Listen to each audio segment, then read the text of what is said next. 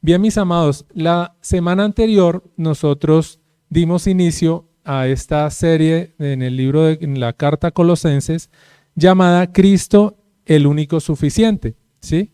¿Quiénes se acuerdan de la semana anterior que dimos inicio a este estudio? Pues bien, resulta de suma importancia haber comprendido nosotros desde el principio la maravillosa introducción con la cual Pablo da su saludo inicial. Resulta muy interesante, amados hermanos, y además sumamente relevante, darnos cuenta la forma tan especial con la que Pablo envía su saludo a tan bendecidos destinatarios, como lo compartía nuestro pastor la semana anterior. Además, por el amor manifestado en las palabras amables y llenas de gracia con que lo hace. Si nosotros vamos a Colosenses capítulo 1, versículo 2, dice la palabra del Señor: gracia y paz sean a vosotros de Dios nuestro Padre y del Señor Jesucristo.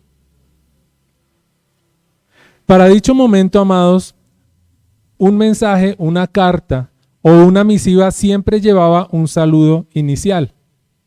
No sé, de pronto los hermanos que tenemos un poquito más de edad que los jóvenes, nos acordamos cuando mandábamos las cartas por el correo, ¿cierto?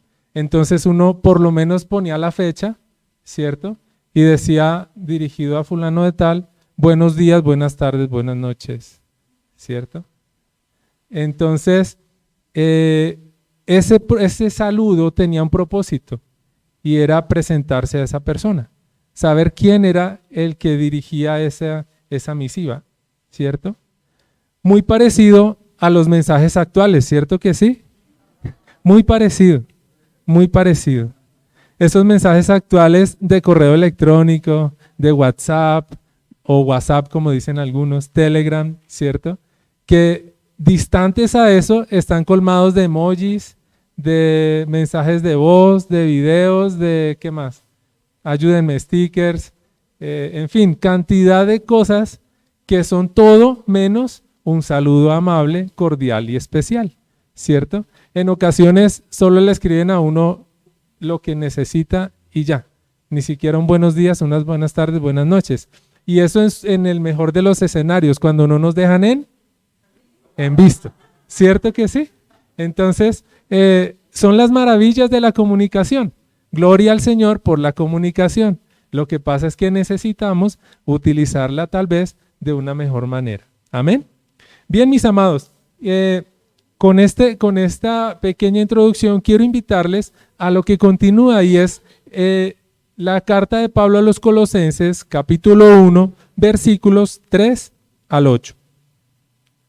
Dice la palabra del Señor: siempre que oramos por vosotros, damos gracias a Dios, Padre de nuestro Señor Jesucristo, pues hemos oído de vuestra fe en Cristo, de nuestra fe en Cristo Jesús y del amor que tenéis a todos los santos, a causa de la esperanza que os está guardada en los cielos. De esta esperanza ya habéis oído por la palabra verdadera del Evangelio, que ha llegado hasta vosotros, así como a todo el mundo, y lleva fruto y crece también en vosotros desde el día que oísteis y conocisteis la gracia de Dios en verdad. Así lo aprendisteis de Epafras, nuestro consiervo amado, que es un fiel ministro de Cristo para vosotros, quien también nos ha declarado vuestro amor en el Espíritu. Ahí interrumpí un momento en Epafras porque cuando estaba revisando el estudio no sabía si era Epafras o Epafras, porque toda palabra esdrújula lleva tilde, ¿cierto? Entonces debería llevar la tilde en la E, pero no es así. Entonces es Epafras. ¿Bien? Bueno, continuamos. Entonces, hablando justamente de Pablo, resulta que cabe anotar que posterior al saludo que hace Pablo, que por cierto es un saludo de mucha bendición para el pueblo de Colosa, cabe anotar que él lo que hace después es presentar un agradecimiento a Dios, lo cual es común en sus cartas, especialmente en estas cartas que hacen parte de las llamadas cartas en la prisión.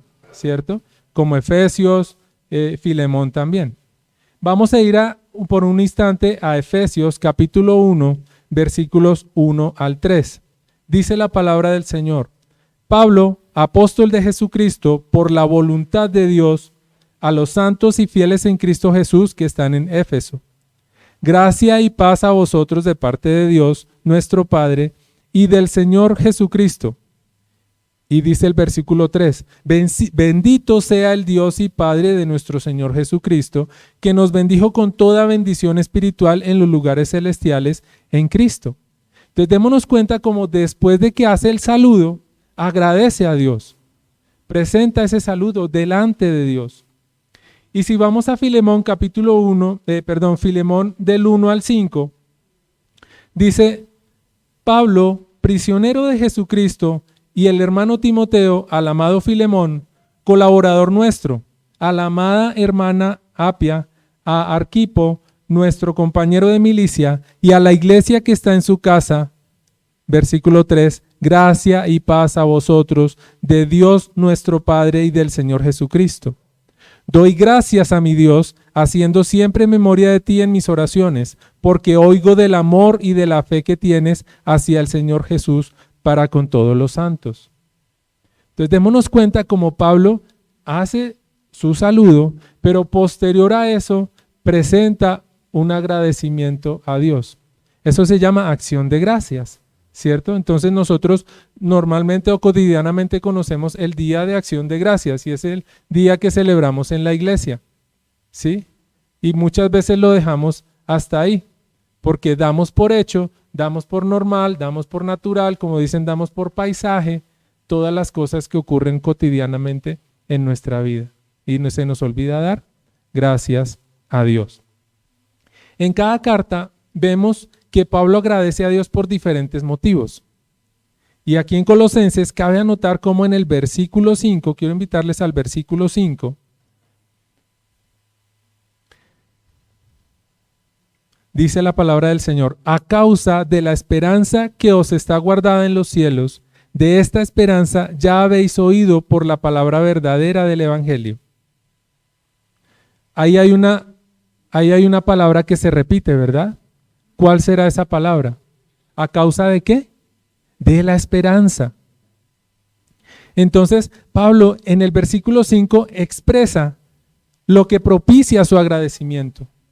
Porque nosotros podríamos quedarnos solamente en que Pablo ora por los colosenses y da gracias a Dios, Padre de nuestro Señor Jesucristo, ¿cierto? Ah, qué bonito. Ora por Colosa, ora por los Efesios, ora por Filemón. Pero está dando gracias a Dios por ellos. Pero vamos a ver qué es lo que propicia ese agradecimiento.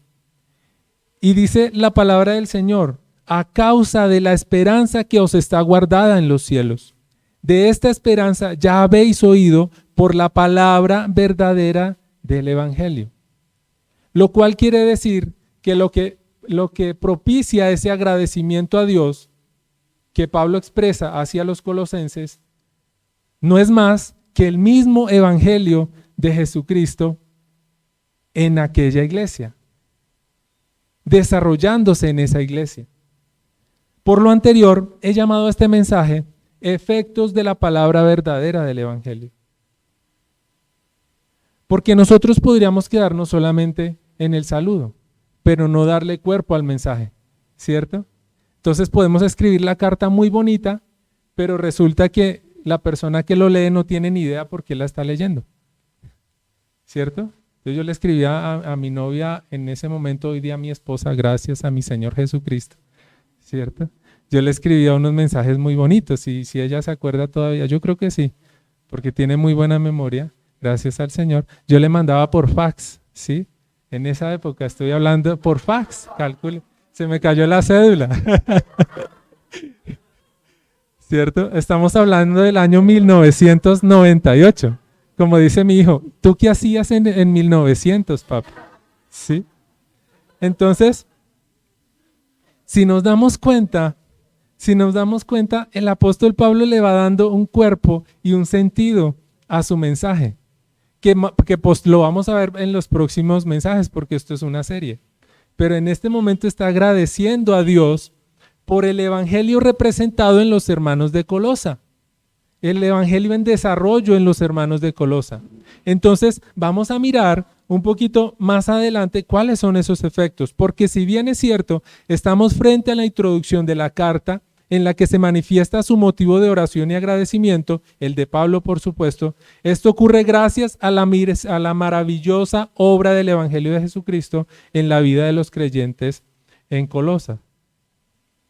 Ahora, primeramente, y antes de pasar a dichas consecuencias, vamos a revisar un poco qué es el Evangelio de Cristo. Porque es que nosotros hacemos parte de una iglesia cristiana. ¿Alguien me recuerda el nombre de la iglesia? Iglesia Evangélica Discípulos de Cristo, de Colombia. ¿Iglesia qué? Evangélica. Entonces, ¿nosotros de qué hablamos? Del Evangelio de Cristo. Entonces vamos a ver qué es el Evangelio de Cristo.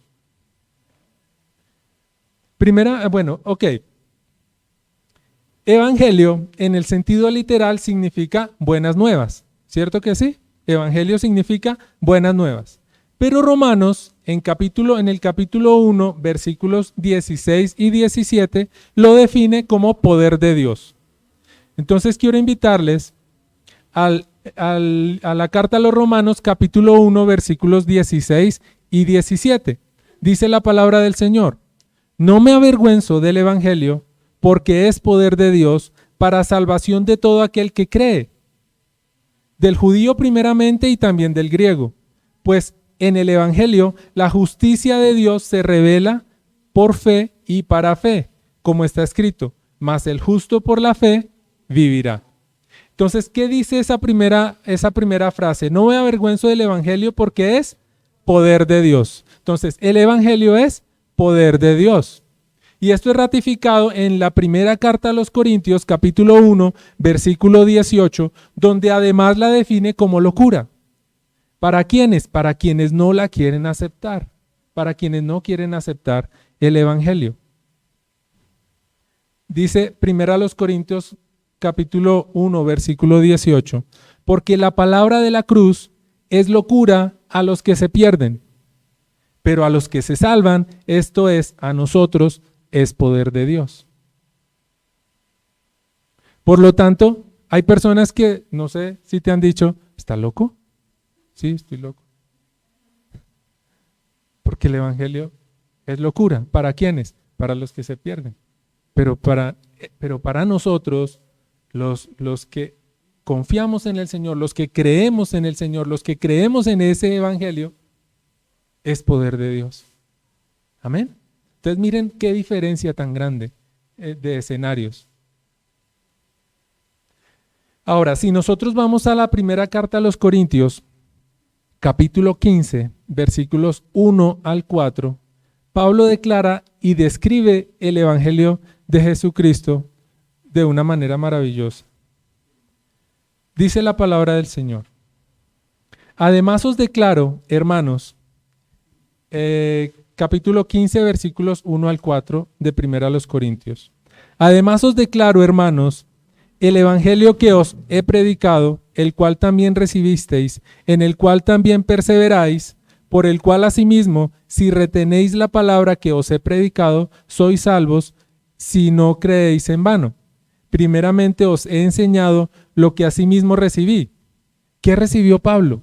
Que Cristo murió por nuestros pecados conforme a las Escrituras, que fue sepultado y que resucitó al tercer día conforme a las Escrituras. ¿No les parece glorioso cómo en medio versículo es descrito de manera fiel y detallada la gloriosa manifestación del Evangelio en la persona de Cristo?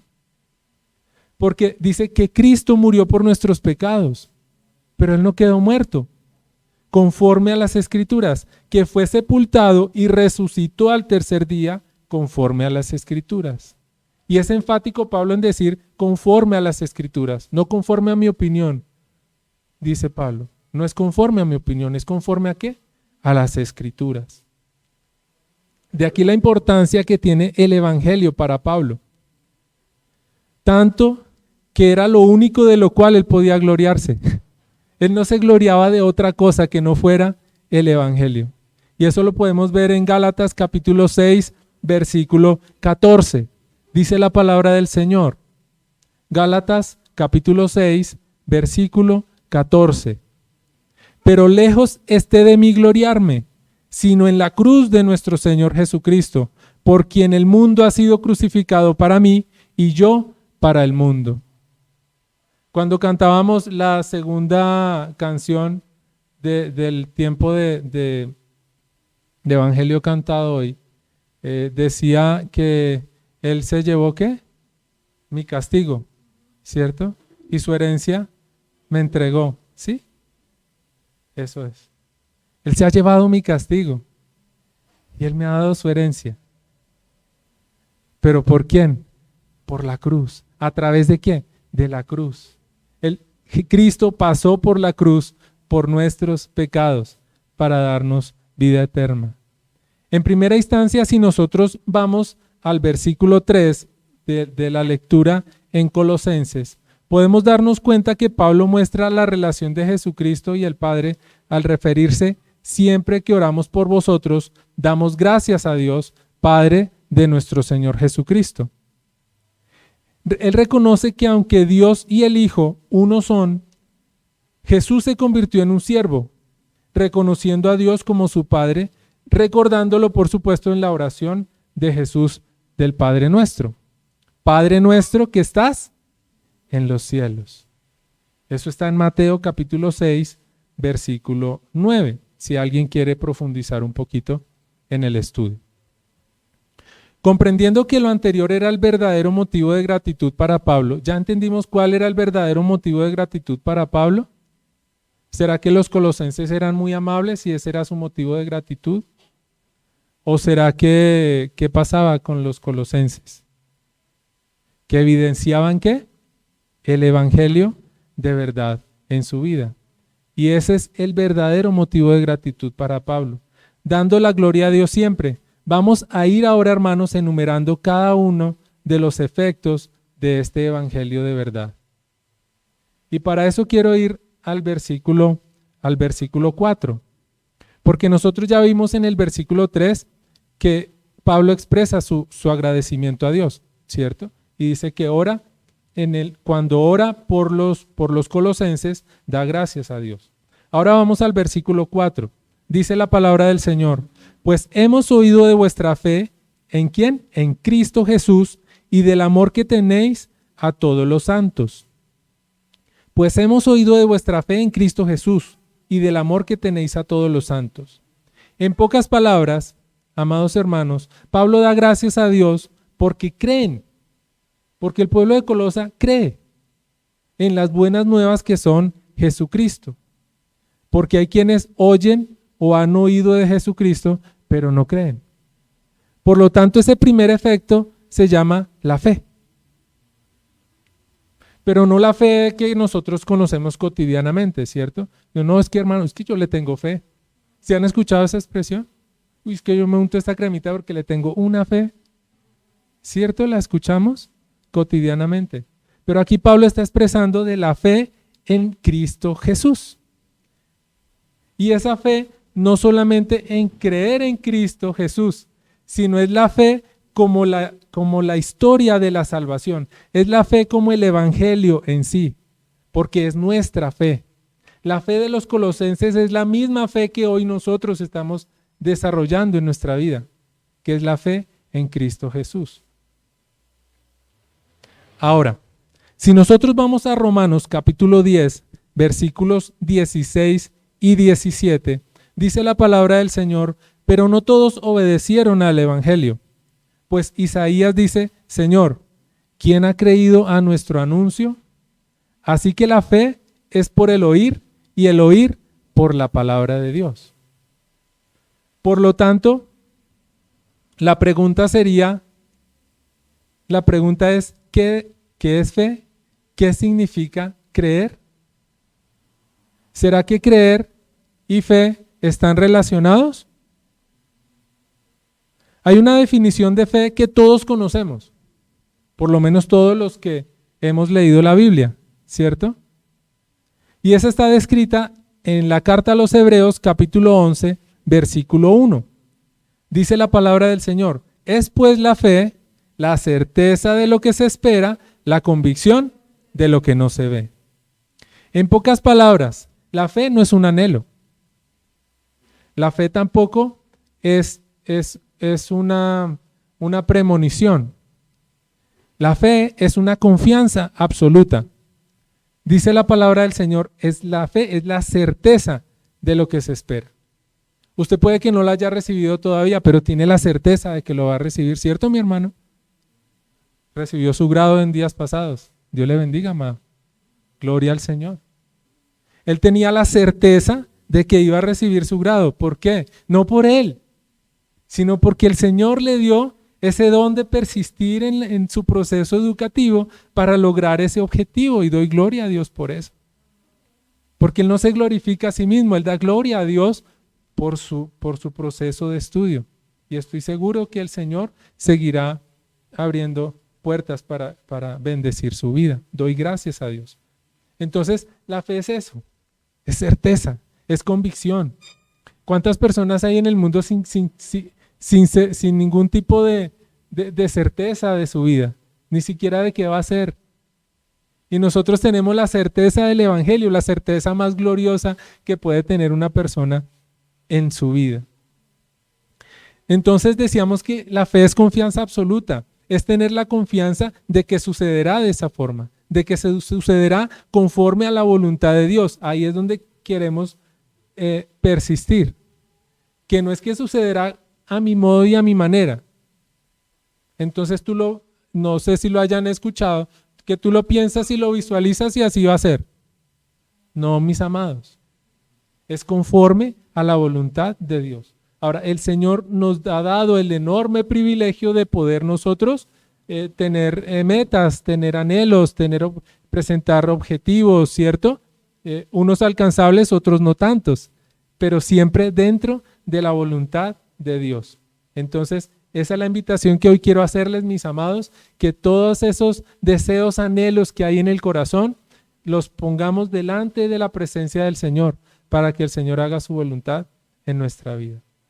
Entonces, es tener esa confianza de que sucederá, pero es que la mayor importancia de creer la podemos nosotros ver en Juan capítulo 3, versículo 16, donde dice la palabra del Señor: de tal manera amó Dios al mundo que ha dado a su Hijo unigénito para que todo aquel que en Él cree no se pierda, sino que tenga vida eterna. Esa es la mayor expresión o la mayor confianza que nosotros podemos tener, que es creer en el Señor. Cree en el Señor Jesucristo y serás salvo tú y tu casa. Eso está en Hechos capítulo 16, versículo 31. Dice la palabra del Señor: ellos dijeron, cree en el Señor Jesucristo y serás salvo tú y tu casa. Pero a veces nos quedamos solamente hasta ahí, tú y tu casa. Pero ¿qué dice más adelante? Y le hablaron la palabra del Señor a él y a todos los que estaban en su casa. Por lo tanto, ahí entendemos cómo el Evangelio es personal, pero también es general. Es personal para nuestra vida personal como cristiano, pero también es general en el entorno de mi familia, pero también es general en el entorno de la iglesia, pero también es general en el entorno de la ciudad, en el entorno del país y por supuesto en el mundo entero. Y eso era lo que nos compartía ahorita nuestro hermano Mr. Daimer. Le digo yo, ¿dónde está que se me hizo? Bueno, doy gloria al Señor, ¿sí? Mr. Daimer, porque es que él fue profesor de mi hijo, qué pena. Dios les bendiga. Entonces, qué glorioso es tener esa certeza nosotros como cristianos, ¿sí? Que para ser salvos basta con creer en la obra de Jesucristo en la cruz. Esa es la gloria de la cruz. Hay una canción que se llama La Gloria de la Cruz. Yo le invito a que, si usted no la conoce, busque ese cántico, que de verdad que es hermoso. Entonces, qué maravilla es para nosotros entender que no depende de nosotros, no depende de mí, de mis esfuerzos, ni de cuánto yo pedalee, ni de cuánto yo haga. No, depende única y exclusivamente de Cristo. Él ya hizo la obra, porque Él dijo, consumado es, ya todo está hecho. Nos basta creer. Creer. Que a veces es lo más difícil, ¿no? Pero confiamos en el Señor. Vamos al segundo elemento, al segundo efecto. Y está justamente en el versículo 4 también. Pues hemos oído de vuestra fe en Cristo Jesús y del amor que tenéis a todos los santos. Ya hablamos de la fe en Cristo Jesús y del amor que tenéis a todos los santos. La palabra de Dios dice en Gálatas capítulo 5, versículo 6, porque en Cristo Jesús ni la circuncisión vale algo, ni la incircuncisión, sino la fe que obra por el amor. Ahí están esos dos elementos, fe y amor, manifiestos. Y ahí podemos darnos cuenta, no solamente eso, sino que en Cristo Jesús ni la circuncisión ni la incircuncisión vale. Quiere decir que nada de lo que yo haga vale. Porque es porque es la fe que obra por el amor. ¿La fe en quién? En Cristo. ¿Obrando a través de qué? Del amor. Donde hay fe en Cristo, amados hermanos, hay amor. Téngalo por seguro. Pero no siempre donde aparentemente hay amor, hay fe en Cristo. Qué dilema, ¿cierto? Donde hay fe en Cristo, hay amor. La fe de un cristiano se va a ver evidenciada en el amor por sus hermanos y no en las obras. Ahora, el servicio es una obra fruto de haber creído en Jesucristo. Porque si nosotros obramos bien, no es para ganar la salvación. ¿Estamos de acuerdo? Nosotros obramos bien como consecuencia de nuestra fe en Jesucristo. Quiere decir el evangelio desarrollado en nuestra vida o aplicado a nuestra vida. Amén. Es por eso que actuamos bien. De lo contrario, ya vemos cómo está el mundo. Ya vemos cómo muchas veces actuamos nosotros en el día a día. No sé si le ha pasado, pero a mí me ha pasado. Que digo, Señor, ¿qué sería de mí sin tu misericordia? ¿Qué sería de mí? Como dice la canción, ¿qué sería de mí si no me hubieras alcanzado? ¿Qué sería de mí? ¿Qué sería de mi familia? ¿Qué sería de mi hijo? ¿Qué sería de mi esposa? Si no fuera por la misericordia del Señor. Ahora, en este versículo 4 nos muestra que los colosenses amaron a todos, ¿cierto? Porque dice, pues hemos oído de vuestra fe en Cristo Jesús y del amor que tenéis a todos los santos, o sea, a todos. Ahí dice no hay excepción, dice a todos. No de manera exclusiva a algunos, sino a todos. Esto es fruto de su fe en nuestro Señor Jesucristo. Un cristiano, amados, debe evidenciar el amor por todos sus hermanos, incluyendo a los difíciles de amar. Valga la aclaración, ahí están incluidos ellos también. A veces, creo que Mari nos compartía, a veces no sabemos si somos nosotros los difíciles de amar, ¿cierto? De pronto yo soy difícil de amar, entonces le ruego el favor, hermano, ámeme. De pronto soy difícil de amar, ¿cierto? Entonces, ese amor no necesariamente, amados, está evidenciado en la cantidad de abrazos, besos, abacho, becho, no, elogios, ¿cierto? Que nosotros podamos brindar a nuestros hermanos. No, no es por la cantidad de abrazos y besos, sino mejor aún en el servicio a su hermano, en la corrección, en la edificación a su hermano. Yo le digo a mi hijo muchas veces cuando se molesta conmigo porque lo corrijo, le digo, hijo, yo te corrijo porque te amo. Si yo no te amara, haga lo que quiera. Pero lo amo. Entonces hay que corregir. Amén. Por tanto, amados, ese es el segundo elemento que vemos evidenciado como efecto del evangelio, efecto de la palabra verdadera del evangelio, porque eso es el evangelio, la palabra verdadera, y lo vamos a ver ahorita más adelante. Entonces vamos en la fe y segundo, el amor, ¿cierto? Ahora vamos al tercer efecto, el tercer elemento. Lo vemos en el versículo 5. Inclusive está repetido 2 veces. Versículo 5. A causa de la esperanza que os está guardada en los cielos. De esta esperanza ya habéis oído por la palabra verdadera del Evangelio. Y ahí, amados hermanos, está guardado la centralidad, diría yo, de este pasaje. Porque está expresado en la esperanza que está guardada en los cielos para nosotros, que no es otra cosa que el Evangelio, que el resultado del Evangelio, esa salvación maravillosa. Y de esta esperanza ya habéis oído por la palabra verdadera del Evangelio. Esta esperanza está guardada en los cielos, amados.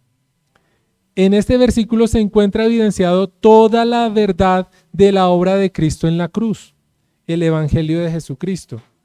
Esa esperanza maravillosa en la obra de Jesucristo en nuestro favor. No sé a quién le emociona eso, pero a mí me pone como eléctrico, ¿sí? Me pone como yo pienso en eso y yo digo, Señor, qué cosa más maravillosa. Pero vamos aún más allá. Es una esperanza maravillosa que la podemos encontrar en la primera de Juan, capítulo 3, versículo 2. Dice la palabra del Señor: amados, ahora somos hijos de Dios y aún no se ha manifestado lo que hemos de ser. Imagínense. Somos hijos de Dios ahora. En este momento somos hijos de Dios. ¿Por creer en quién? En Cristo Jesús. Pero mire lo que pasa. Y aún no se ha manifestado lo que hemos de ser. ¡Qué gloriosa revelación! Aún no se ha manifestado. ¿Y qué es eso que hemos de ser? Pero sabemos que cuando Él se manifieste, seremos semejantes a Él. Imagínense. Seremos semejantes a Él. Porque lo veremos tal como Él es. Y todo aquel que tiene esta esperanza en Él se purifica a sí mismo, así como Él es puro. Dice la palabra del Señor: sed santos como yo soy santo. Por tanto, si nosotros hoy nos emocionamos y nos gloriamos en que somos hijos de Dios, calcule usted lo que nos espera. Esa esperanza maravillosa en lo que nosotros hemos de ser, que dice aquí: seremos semejantes a Él. Qué gloriosa revelación. Con todo lo anterior podemos concluir que la fe y la esperanza están relacionados de manera muy estrecha. Porque al creer, esperamos. Al creer, estamos dispuestos a esperar. ¿Cierto que sí? Espero que sí, mis amados. Porque de lo contrario, no sé a dónde estaríamos, ¿cierto? Ahora, por si fuera poco, quiero invitarles a Romanos capítulo 8, versículo 18. Pablo describe esta esperanza de una manera gloriosa para nosotros los creyentes, porque dice: tengo por cierto que las aflicciones del tiempo presente no son comparables con la gloria venidera que en nosotros ha de manifestarse. Esa es una esperanza tremenda, porque imagínense por todo las aflicciones que pudo haber pasado Pablo. Yo creo que lo que usted y yo pasamos no es ni siquiera el 0.5% de las aflicciones que él pasó. Y aún así él se atreve a decir que esas aflicciones de ese tiempo presente, ¿cierto?, no son comparables con la gloria venidera que en nosotros ha de manifestarse. Lo cual quiere decir que él volvería a pasar por esa misma aflicción sabiendo lo que le espera. Porque sabe lo que le espera. Ahí está la razón de nuestra esperanza, amada iglesia, en lo que nos espera, en esa promesa maravillosa de salvación. Porque si creemos somos salvos. Esa es nuestra esperanza. Por otra parte, encontramos que dice la palabra del Señor en 1 Corintios capítulo 13, versículo 13: ahora permanecen la fe, la esperanza y el amor. Estos tres, pero el mayor de ellos es el amor. El amor es mayor por lo descrito en los versículos del 1 al 8, que si usted tiene su Biblia ahí puede ir unos versículos más atrasitos y se da cuenta que ahí está la descripción del amor. Y además porque recordemos, amados, que dice la palabra del Señor en 1 Juan capítulo 4, versículos 7 al 9. Amados, amémonos unos a otros, porque el amor es de Dios. Todo aquel que ama es nacido de Dios y conoce a Dios. El que no ama no ha conocido a Dios. ¿Por qué? Porque Dios es amor. En esto se mostró el amor de Dios para con nosotros, en que Dios envió a su Hijo unigénito al mundo para que vivamos por Él. Por tanto, tan solo por eso el amor prevalece por encima de la esperanza y de la fe. Y aquí vemos, en estos versículos que hemos leído, vemos la fe, el amor y la esperanza. ¿Prevaleciendo qué? El amor. Ahora, qué importante es que estos son tres efectos de lo que el Evangelio produce en el pueblo de Dios, en el creyente, ¿cierto? Pero nada de eso sucedería si el Evangelio no lo conocemos, ¿cierto que sí? ¿Qué pasaría? Maravilloso todo lo que produce el Evangelio, lo que hace la obra de Cristo en nosotros, pero ¿qué pasa si no la conocemos? Yo en lo particular no la conocía hace unos años atrás, o más bien creía que la conocía, que es todavía más grave, ¿cierto? Entonces, vamos a ver algunos importantes para que eso se pueda dar. Número 1, está en el versículo 6.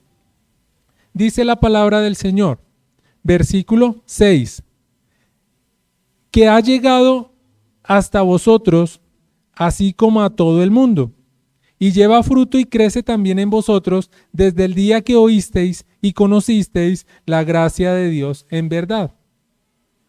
Por lo tanto, el primer elemento es que el Evangelio llega a todo el mundo.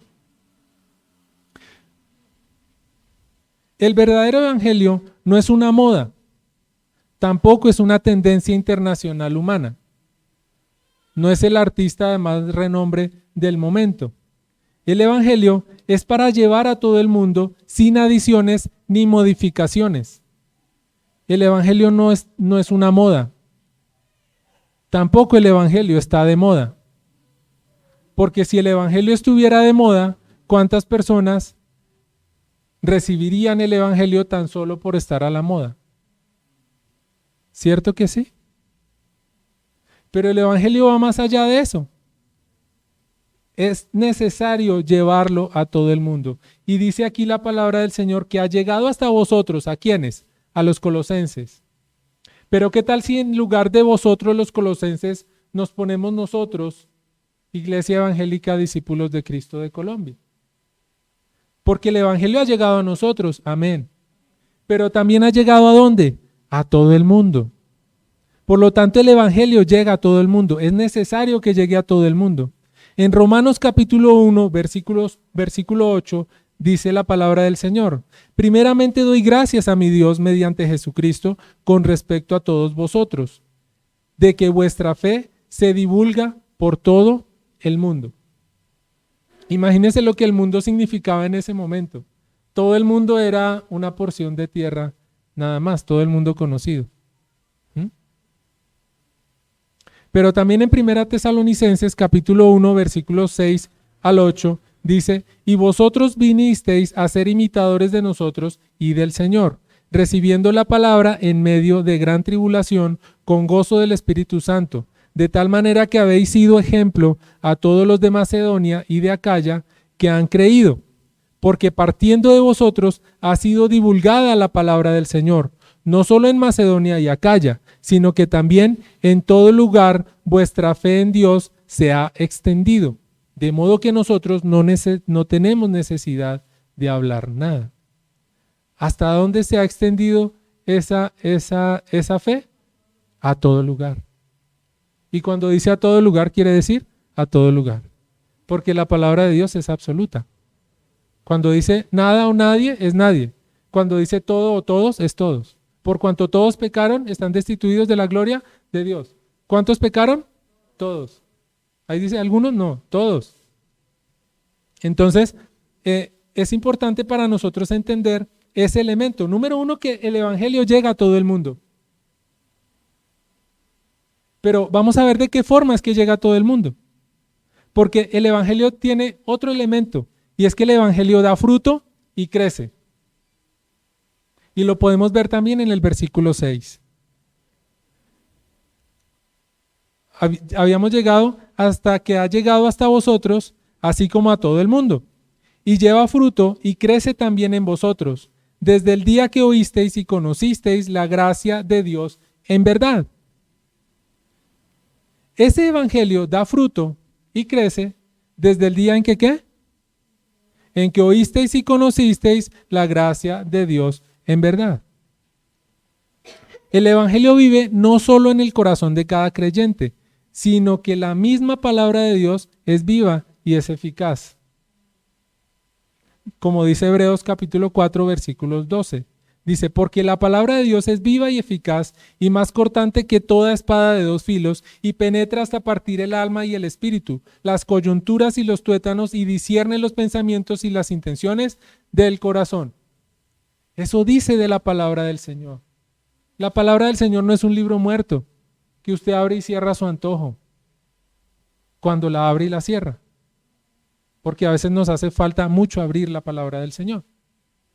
Por tanto, la misma palabra de Dios tiene vida y es eficaz.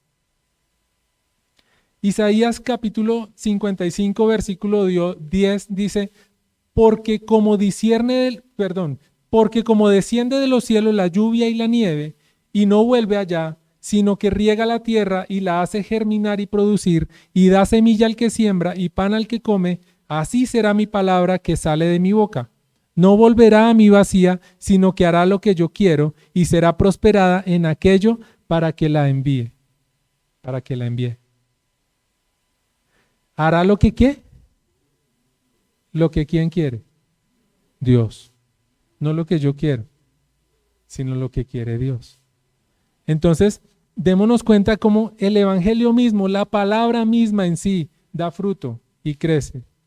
Basta con ponerla en buena tierra. Basta con que esa palabra quede en buena tierra. Y ahí va a dar fruto, va a germinar, va a dar fruto y va a crecer. Y se va a multiplicar. La palabra de Dios es como esa semilla que se siembra en tierra fértil, crece y da fruto. La palabra que se siembra en un corazón preparado y dispuesto, que no solo da frutos, sino que esos frutos tienen semillas además, que permiten que siga creciendo. Esa es la palabra de nuestro Señor, amados hermanos. Esa palabra que usted tiene hoy en su corazón. Esa palabra que ha sido sembrada en su corazón. Esa palabra que da fruto, ¿cierto?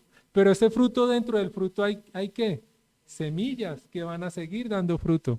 Por tanto, usted, amado hermano, está invitado a llevar este mensaje del evangelio a esa persona que es tierra fértil, que necesita de Cristo y que también va a dar sus frutos en el momento que reciba la palabra del Señor.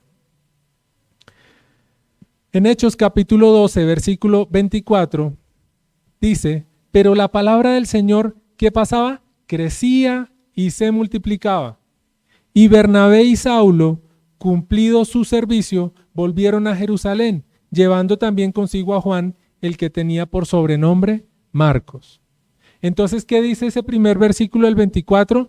Pero la palabra del Señor crecía y se multiplicaba. Ahí no dice que crecía, ¿quién? Ahí no dice que crecía Pablo solamente, o que crecía Bernabé, o que crecía, no. La palabra del Señor era la que crecía. Lo que pasa es que los mensajeros llevaban la palabra del Señor, porque ese es un elemento fundamental para llevar la palabra del Señor. Pero la que crecía era la palabra del Señor. Amén. Ese mensajero va a crecer también, en la medida que permita que la palabra transforme su vida. Por eso nosotros decimos que somos transformados por su palabra. Porque es que, amados, el evangelio necesita mensajeros. Necesita mensajeros. La gracia hace parte de la naturaleza del evangelio. ¿Cierto que sí? Y de ahí viene el siguiente elemento, y es que el evangelio lleva al conocimiento de la gracia. Versículo 6.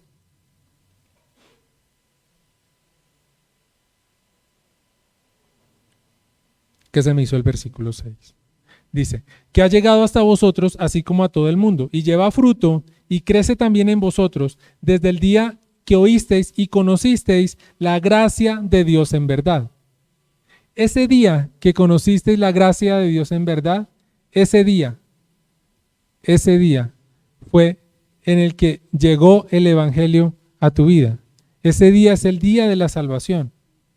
La gracia hace parte de la naturaleza del Evangelio, porque nosotros por sí solos no podríamos alcanzar nada si no fuera por Jesucristo. No podemos ganar la salvación por nuestras obras, como lo vimos hace un instante, sino por la gracia de Dios. En Efesios capítulo 2, versículos 8 y 9, dice, porque por gracia sois salvos, por medio de la fe, y esto no de vosotros, pues es don de Dios, no por obras, para que nadie se gloríe. Pablo habla acerca de cómo recibió conversión por parte del Señor también, reconociendo cómo todo lo recibido, siendo inmerecedor, fue por la gracia de Dios. Vamos a ir un momento a Hechos capítulo 26, versículo 17. Dice la palabra del Señor, librándote de tu pueblo y de los gentiles a quienes ahora te envío. Ahí le habla el Señor a Pablo. Para que abras sus ojos, para que conviertas de las tinieblas a la luz y de la potestad de Satanás a Dios, para que reciban por la fe que es en mí perdón de pecados y herencia entre los santificados. Entonces, Pablo habla acerca de lo que Dios habla a él, acerca de su propósito en Dios, pero también él expresa que no es por él, sino es por Cristo, porque él no se gloría en sí mismo, sino en la cruz. Nosotros, amados, hemos sido escogidos por Dios, por gracia, no por nuestros merecimientos. Por eso le decía yo al principio, si usted abrió sus ojos, si su corazón siguió latiendo, si sus pulmones siguieron llenándose de aire y de oxígeno, es por la misericordia y la gracia de Dios, no por nosotros. Si usted algo ha alcanzado, es por la gracia de Dios, no es por usted, ni es por mí, ni es por nosotros. Así que es por pura gracia del Señor. Y hay un elemento fundamental que lo expresaba hace un instante, y es que el Evangelio necesita mensajeros. ¿Cierto que sí? El Evangelio debe ser anunciado por los hombres. Y eso lo vemos en el versículo 7 y versículo 8. Así lo aprendido de Epafras, nuestro consiervo amado, que es un fiel ministro de Cristo para vosotros, quien también nos ha declarado vuestro amor en el Espíritu. Pablo se refiere a Epafras no solo como la persona que llevó y enseñó el Evangelio de Jesucristo a los colosenses. Él fue el que les predicó, ¿cierto? Hay una canción que dice, ¿y cómo creerán si nadie les predica? Entonces, Epafras no solo fue la persona que llevó y enseñó el Evangelio a los colosenses, sino que también se refiere Pablo a él como un consiervo amado y fiel ministro de Cristo. Y esa fidelidad, ese ministro fiel en Cristo, significa que no solamente sea fiel a la palabra del Señor, que no solamente sea fiel a los principios del Evangelio, sino que sea fiel en la predicación de la palabra del Señor. Porque la palabra de Dios está disponible para todo aquel que quiera acercarse a ella. Amén. Ahora, la manera como la ponemos por obra en nuestra vida, la manera como la predicamos, la manera como la ponemos en el contexto de nuestra vida, que se llama la predicación, es lo que difiere en muchos momentos. Y eso es lo que necesitamos, predicar y estudiar fielmente la palabra del Señor. No sacar textos de su contexto, no ponerle a la palabra lo que no quiere decir, sino buscar fielmente lo que quiera decir la palabra del Señor y hacerlo con temor y temblor. Dice la palabra del Señor en Hechos capítulo 1, versículo 8. Pero recibiréis poder cuando haya venido sobre vosotros el Espíritu Santo, y me seréis testigos en Jerusalén, en toda Judea, en Samaria y hasta lo último de la tierra. Por lo tanto, aquí dice que seremos testigos de Jesús en todo hasta lo último de la tierra. Aquí no dice que la palabra del Señor se va a llevar a través de las redes sociales. Gloria a Dios, que las utilicemos para eso. Es un buen propósito, ¿cierto? Y para eso están las herramientas. O que a través del correo electrónico, entonces tú mandas 1000 correos para predicar la palabra del Señor. Pues también lo puedes hacer. pero te pueden denunciar por spam, ¿cierto? Entonces te bloquean la cuenta, ¿verdad? Entonces lo mejor es estar dispuestos a ser testigos fieles de Cristo, ¿cierto? Y comenzar a predicar la palabra del Señor a aquel amigo tuyo que se está quejando porque tiene alguna molestia, porque tiene alguna aflicción, porque tal vez su relación matrimonial está pasando por un mal momento y está buscando afanosamente a alguien que le dé un consejo bien intencionado y bien estructurado. Y ese consejo que tú le puedes dar es: ven a Cristo, que Él te puede ayudar. Ven a Cristo, que Él te puede restaurar. Porque la mayoría de nosotros hemos venido a Cristo en un momento de dificultad. Los momentos de dificultad muchas veces son usados por el Señor para que nos acerquemos a Él. Pero ¿sabe qué es lo que pasa? Que nosotros necesitamos pasar de ese momento de dificultad y entender que la palabra del Señor, que la obra de Cristo es para nuestra salvación. Y a partir de ahí nosotros nos quedamos sembrados en Cristo, porque entendemos el propósito real del Evangelio de Jesucristo. Así que nosotros somos los llamados a llevar la palabra verdadera del Evangelio por toda la tierra. Debemos estar dispuestos a ser siervos en las manos del Señor, llevando la palabra con fidelidad al Señor, dispuestos a dar testimonio de nuestro Señor Jesucristo. ¿Y de qué forma damos testimonio? Por cierto que a través de nuestra vida, pero también a través de llevar la palabra del Señor a otras personas. Eso también es testimonio. Y si no lo hacemos, ¿de qué otra manera conocerán a Jesús? Porque ¿qué pasa si nosotros no lo hacemos? Ah, no, eso que lo haga el pastor. Pues sí, gloria a Dios, Él lo hace. Estoy seguro que Él lo hace. Pero ¿y qué de nosotros? ¿Qué de ti y de mí? Porque dice la palabra del Señor: ¿cómo pues invocarán a aquel en el cual no han creído? ¿Y cómo creerán en aquel de quien no han oído? ¿Y cómo oirán sin haber quien les predique? ¿Y cómo predicarán si no fueron enviados? Y como está escrito: cuán hermosos son los pies de los que anuncian la paz, de los que anuncian buenas nuevas. Así que, amados, no anunciemos solamente los titulares del noticiero. No. En la tienda también podemos hablar de la gloria de la cruz. También podemos hablar de lo glorioso de Jesucristo. Nuestras conversaciones telefónicas que estén más llenas de Jesús y menos de quejas y de reclamos. Eso es lo que necesitamos. Hoy, amados, la palabra del Señor no solo nos enseña del glorioso efecto del Evangelio en nuestra vida, sino que también, amados, nos hace un llamado a mostrar y enseñar por gracia ese Evangelio que hemos recibido por gracia, sin ningún merecimiento. Porque por gracia recibimos, por gracia damos también. Es un llamado vehemente a vivir el Evangelio para poder ser testigos de Jesucristo. Así que, amados, nosotros que conocemos la verdad del Evangelio, ese verdadero Evangelio, estamos llamados a llevarlo a otras personas. Así como lo hizo Epafras. Muy seguramente él tenía la intención de llevar solamente el Evangelio y no me imagino el escenario, ni a cuántas personas lo haría, ni en dónde se reunía, ni si el grupo era grande o pequeño, eran 1 o 2, no sé por cuántos comenzaría, ¿cierto? Pero dice la palabra del Señor por allá en Hechos que de 1 a 1 el Señor iba añadiendo a quien iba a ser salvo. Entonces, ¿será que si de 1 en 1 lo hacemos, valdrá la pena? Por supuesto que sí. No necesitamos grandes escenarios. No necesitamos invadir todas las redes sociales ni una cuenta de Instagram con 1 millón de seguidores. Lo que necesitamos es llevar la gloria de Cristo. Ahora, si usted en sus redes sociales tiene tal número de seguidores, gloria al Señor. Yo lo bendigo y doy gracias a Dios porque Dios ha puesto gracia en usted. Pero necesitamos llevar esa palabra de Dios a todo mundo. Ahora, si estás sin Cristo hoy, ¿qué pasa? ¿Qué pasa para ti que estás sin Cristo hoy?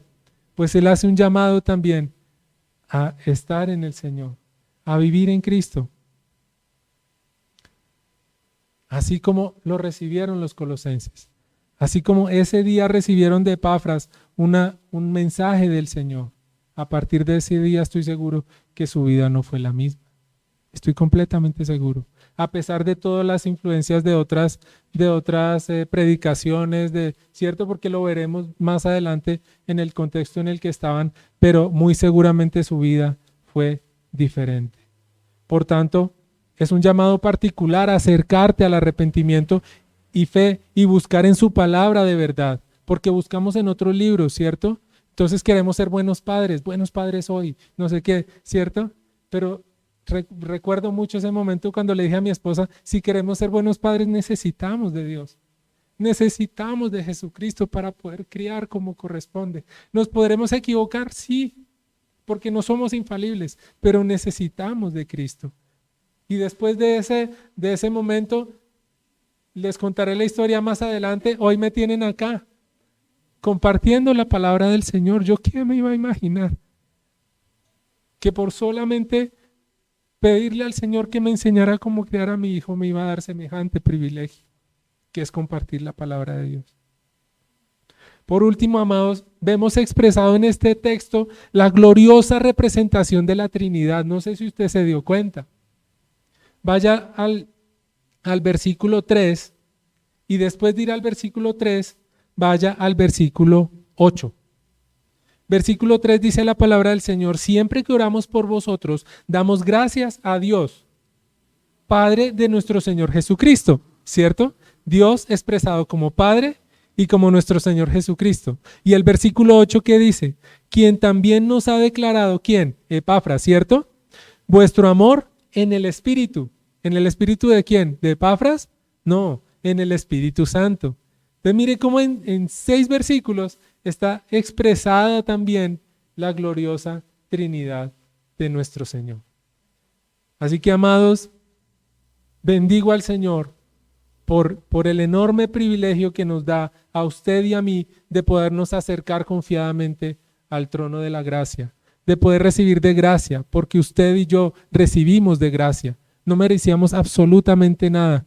Lo único que merecíamos era la muerte eterna. Eso era lo que merecíamos, por más buenos que aparentemente fuéramos. Así que quiero invitarle a que en este momento presente su vida delante del Señor y demos gracias. Gracias porque el Señor nos ha permitido la fe. Gracias porque el Señor nos ha permitido la fe, por el oír la palabra del Señor.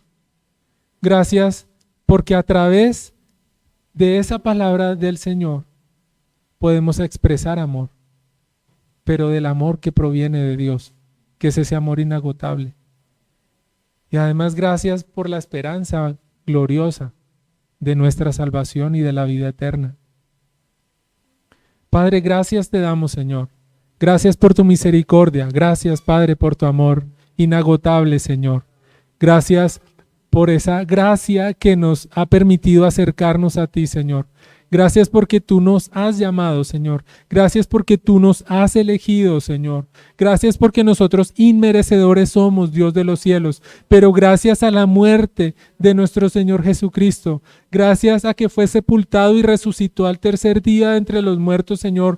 Por eso es que somos salvos, Señor. Porque podemos declarar y podemos confesar esa fe, Señor. Gracias porque hoy creemos en que Cristo murió y resucitó de entre los muertos, Señor.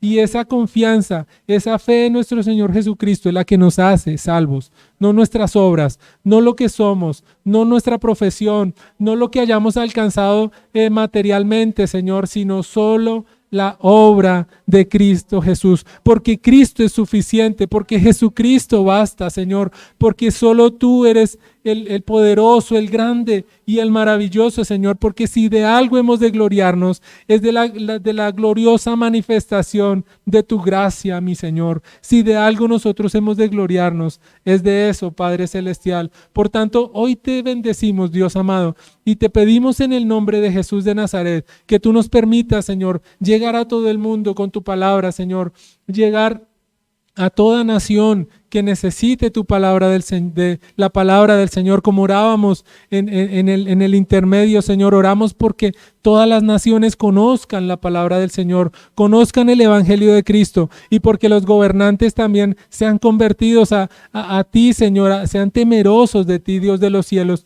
en el nombre de Jesús. Padre, porque estamos convencidos de que la palabra de Dios es viva y es eficaz, Señor, y es más cortante que espada de doble filo, Señor. Y porque sabemos que esa palabra da fruto y crece de manera maravillosa y gloriosa, Padre. Pero es necesario, Señor, que ese evangelio sea anunciado, Padre. Por eso hoy te pedimos que nos ayudes, que pongas de nuevo en nosotros, Señor, que pongas pasión por el evangelio en nosotros, Señor, en nuestro corazón. Necesitamos una iglesia apasionada por Cristo. Necesitamos una iglesia apasionada por el evangelio de salvación. Necesitamos una iglesia apasionada por la palabra del Señor, Señor. Por eso hoy te pedimos que pongas en nosotros esa necesidad de tu palabra, esa sed que solo tu presencia es capaz de saciar, esa sed que solo tu palabra es capaz de saciar, Señor de los cielos, porque buscamos saciar nuestra sed en otras cosas, pero necesitamos es de ti,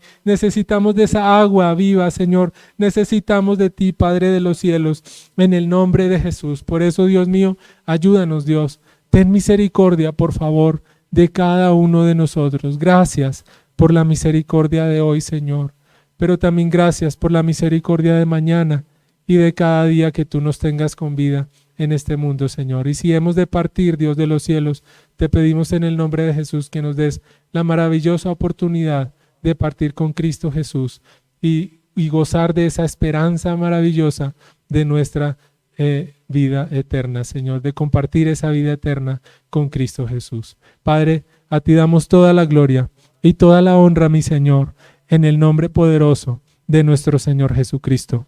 Amén y amén.